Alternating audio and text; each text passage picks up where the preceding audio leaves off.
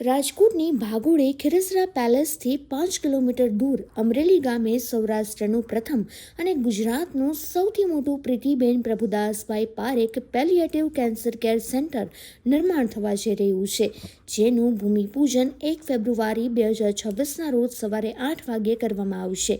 આ ભૂમિપૂજન કાર્યક્રમ બપોરના 12 વાગ્યા સુધી ચાલશે।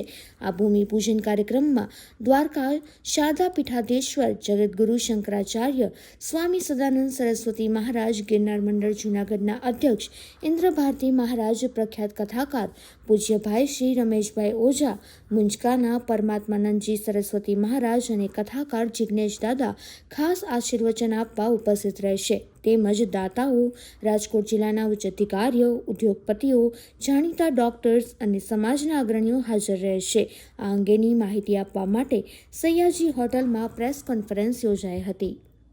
નમસ્તે મિત્રો, હું રૂપલ બેન કોટક, કેન્સર કેર ફાઉન્ડેશન રાજકોટના સેક્રેટરી છું। અત્યારે અહીં આપને માહિતી આપવા માટે ઉપસ્થિત છું। તારીખ 1 ફેબ્રુઆરીએ અમરેલી ગામે ગુજરાતનું સૌથી મોટું, સૌરાષ્ટ્રનું સૌથી પ્રથમ એવું Pritiben Prabhudasbhai Parekh palliative cancer care centre થવા જઈ રહ્યું છે। આ બહુ જ મોટી ઐતિહાસિક ઘટના હશે, કારણ કે આટલી ફેસિલિટી વાળું, સંપૂર્ણ નિઃશુલ્ક અને કોઈ પણ જાતિ, જ્ઞાતિના કે ધર્મના ભેદભાવ વગર મફત એટલે ટોટલી નિઃશુલ્ક, જે હોસ્પિટલની અંદર કોઈ પણ કેશ કાઉન્ટર નહીં હોય એવું એ કેન્સર કેર સેન્ટર ખોલવા જઈ રહ્યા છીએ। આ સેન્ટરના ભૂમિદાનના દાતા શ્રી પ્રભુદાસભાઈ પારેખ, શિલ્પા જ્વેલર્સ વાળા એ છે, અને Pritiben Prabhudasbhai Parekh palliative cancer care સેન્ટરના નામે આ હોસ્પિટલ બનશે। આ હોસ્પિટલ 100 બેડની હશે, એટલે અમે 100 એવા દર્દીઓને રાખી શકશું કે જે 3જા કે 4થા સ્ટેજના દર્દી છે કેન્સરના, જેને હોસ્પિટલ અને ડોક્ટરોએ એવું કીધેલું છે કે હવે અમારી પાસે કોઈ ટ્રીટમેન્ટ બાકી નથી, તમે આને ઘરે લઈ જાઓ અને સેવા કરો। પરંતુ છેલ્લા સ્ટેજના દર્દીઓની હાલત બહુ ખરાબ હોય છે, એમને ઘરે રાખવા, એમના અલગ અલગ પેઇનને રિલીવ કરવા, એમની સેવા કરવી એક બહુ જ કઠિન કામ છે। એ લોકોની જિંદગી 1 દિવસની પણ હોઈ શકે, 6 મહિનાની પણ હોઈ શકે, એ તો ઈશ્વર જ જાણતું હોય છે।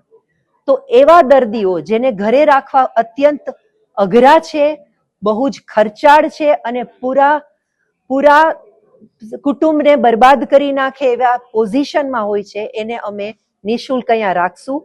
એમને અમે ગેમ ઝોન, સર્વધર્મ પ્રાર્થના hall, meditation, naturopathy, homeopathy, Ayurveda, theatre hall, આવી બધી ફેસિલિટી આપશું અને ભોજનથી સહિતને દવાઓ અને એ તદ્દન ફ્રી આપશું। જ્યારે ડોક્ટરો અમને પ્રિસ્ક્રાઇબ કરીને આપે કે આ પેશન્ટ છે એ પેલિએટિવ થઈ ગયું છે, હવે આમની કોઈ ટ્રીટમેન્ટ બાકી નથી, એ દરેક અહીંયા આવવા માટે એલિજિબલ રહેશે। એની એડમિશનની વ્યવસ્થા એ રીતે રાખશું કે જ્યાં સુધી હોસ્પિટલમાં જગ્યા છે ત્યાં સુધી કોઈ પણ પેલિએટિવ પેશન્ટ કોઈ પણ ભેદભાવ વગર અહીંયા દાખલ થઈ શકશે। 3 મહિનાની જો એવું બને કે એ હોસ્પિટલના બેડમાં હવે જગ્યા નથી, તો આપણે એ લોકોને વેઇટિંગ લિસ્ટમાં રાખશું। દર 3 મહિને એ દર્દીઓ જો જગ્યા હશે તો એને ફરી પાછા એડમિટ કરશું, અને જો જગ્યા નહીં હોય તો એ લોકો એક શોર્ટ બ્રેક લઈ પોતાને ઘેર જઈ ફરી પાછા અહીંયા વેઇટિંગ લિસ્ટમાં નામ લખાવી શકશે।